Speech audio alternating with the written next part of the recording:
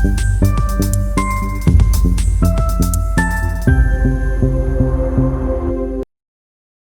Everyone, welcome back to my channel. ఈ వీడియోలో మనం సి ప్రోగ్రామింగ్ లాంగ్వేజ్ యొక్క బేసిక్ స్ట్రక్చర్ అనేది ఎలా ఉంటుందో చూద్దాం. సో ఈ స్ట్రక్చర్ గురించి మనం డిస్కస్ చేసుకునే ముందు, అంటే ఈ స్ట్రక్చర్ గురించి డిస్కస్ చేసుకోవడానికి మనం ఒక బేసిక్ టాస్క్ అనేది తీసుకొని దాని నుంచి మనం ఈ స్ట్రక్చర్ అనేది డిస్కస్ చేద్దాం. ఆ బేసిక్ టాస్క్ ఏంటంటే హెలో వరల్డ్ అని మనకు డిస్ప్లే అవ్వాలి. ఓకే, దీనికోసం నేను ఏం చేయాలి? ముందుగా మనం ఈ కోడ్ అనేది ఒక ఫైల్లో రాస్తాం. ఆ ఫైల్ నేమ్ మన ఇష్టం వచ్చింది ఇచ్చుకోవచ్చు, కానీ దాని ఎక్స్టెన్షన్ మాత్రం డాట్ సి అని ఇవ్వాలి. సో అది ఎలా అంటే, ఇప్పుడు మనం ఒక ఫైల్లో రాస్తాం అనుకున్నాం కదా, ఈ ఫైల్ నేమ్ ఏంటి అంటే మనకు ఫైల్ నేమ్ ఇప్పుడు మన ఇష్టం ఇది sam.c. ఇలా మనం ఈ ఫైల్ ఎక్స్టెన్షన్ అనేది మనం సిలో ఇవ్వాలి. అప్పుడే మనకు కంపైలర్కు ఇది సి లాంగ్వేజ్ ఫైల్ అని అర్థమవుతుంది. ఓకే, సో మనకు ప్రోగ్రామింగ్లో డిఫరెంట్ సెక్షన్స్ అనేవి ఉంటాయి. మనం ఎగ్జిక్యూట్ చేసినప్పుడు మన కోడ్ అనేది మెయిన్ ఫంక్షన్ నుంచి స్టార్ట్ అవుతుంది. సో ఇప్పుడు మనం అక్కడ నుంచి మన ఫ్లో ఎలా ఉంటుందో అలా మనం డిస్కస్ చేద్దాం. ఓకే, ఇప్పుడు మనకు ఇది మెయిన్ ఫంక్షన్ నుంచి స్టార్ట్ అవుతుంది. Into main parenthesis open bracket close bracket.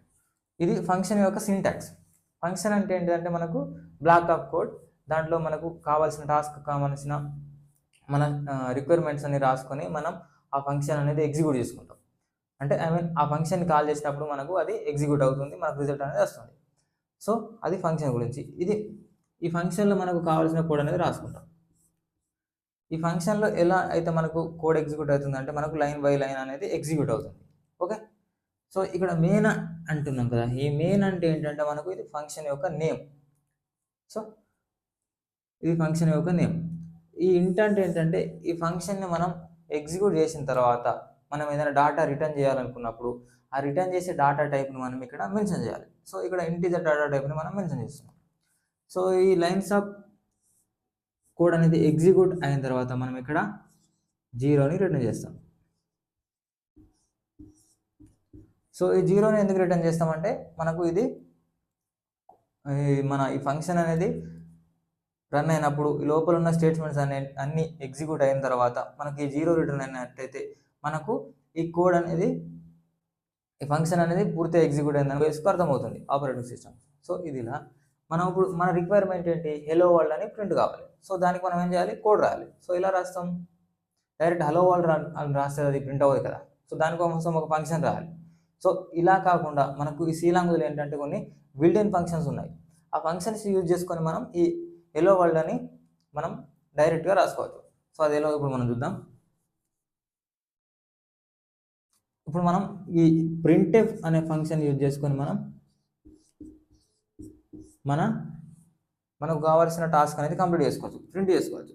ఎలా అంటే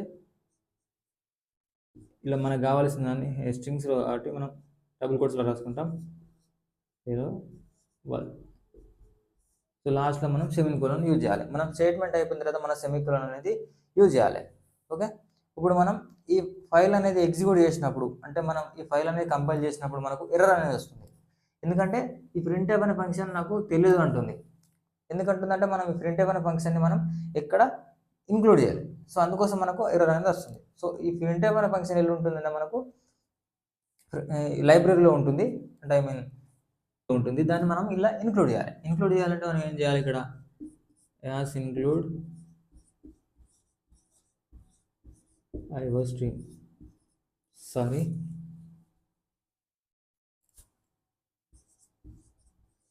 stdio డాట్ ఈ stdio.hలో మనకి ఏంటంటే స్టాండర్డ్ ఇన్పుట్ అవుట్పుట్ అని. ఈ హెడర్ ఫైల్స్లో మనకు ఇన్పుట్కు అవుట్పుట్కు సంబంధించిన ఫైల్స్ అనేటివి మనకు ఈ లైబ్రరీలో ఉంటాయి. సో దీన్ని మనం ఈ యాస్ ఇంక్లూడ్ stdio అని రావడం వల్ల మనకి ఈ ఫైల్స్ అనేది దీంట్లో లైబ్రరీస్లో ఉన్న ఫైల్స్ అనేవి మనకు మన ఫైల్లో ఇంక్లూడ్ అవుతాయి.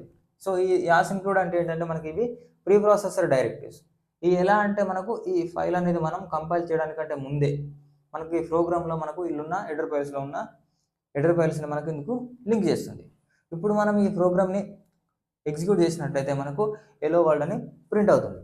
మనం ఇందాక మాట్లాడుకున్నాం కదా, ఫంక్షన్ అంటే ఏంటిది, ఒక బ్లాక్ ఆఫ్ కోడ్, దాన్ని మనం కాల్ చేసినప్పుడు అది ఎగ్జిక్యూట్ అవుతుందని. ఇక్కడ చూసారా, మన మెయిన్ ఫంక్షన్ ఎక్కడ కూడా కాల్ చేయలేదు. సో ఇది ఎక్కడి నుంచి కాల్ అవుతుంది, మన ఆపరేటింగ్ సిస్టమ్ అనేది మన ఈ మెయిన్ ఫంక్షన్ని కాల్ చేస్తుంది మన ప్రోగ్రామ్ ఎగ్జిక్యూషన్ టైంలో. సో అలా మనకు మెయిన్ ఫంక్షన్ అనేది కాల్ అవుతుంది. ఈ లైన్ ఆఫ్ కోడ్ అనేది ఎగ్జిక్యూట్ అయిన తర్వాత మనకు 0 రిటర్న్ అవుతుంది. అప్పుడు మన ప్రోగ్రామ్ అనేది టెర్మినేట్ అవుతుంది. సో ఇది ఈ బేసిక్ స్ట్రక్చర్ అనేది ఇలా ఉంటుంది. మనం ఇది నెక్స్ట్ వీడియోలో మనం ఈ బేసిక్ స్ట్రక్చర్ని మనం సిస్టంలో రన్ చేసి చూద్దాం. ఓకే.